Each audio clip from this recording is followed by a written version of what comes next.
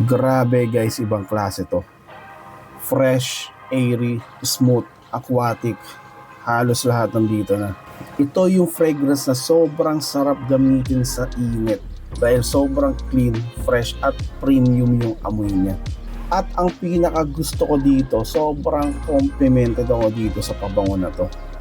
Yung tipong kahit dumaan ka lang, mapapansin ka agad dahil sobrang fresh ng dating mo. For me, ito talaga yung pinaka solid na perfume sa collection ko ngayon. And not to mention, unang beses na maamoy ko yung DNA nito, na-inlove na kaagad ako. Grabe, sino bang hindi magkakagusto sa amoy na to? And meron akong tropa na naamoy to sa akin. Gustong gusto niya yung amoy at nangihingi siya sa akin nito. But the good thing is, meron na tayong version nito sa Valoria. And, yun.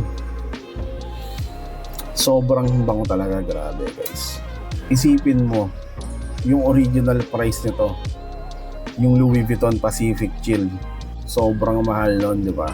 But for us na hindi pa natin afford yung ganong kamahal na perfume, sobrang thankful ako na nagkaroon yung Rayhan na ito. Knowing Rayhan, alam mo naman natin na sobrang beast mode yung mga perfume nila. And dahil meron na silang version ng Pacific Chill, syempre, isa to sa pinaka talagang inabangan ko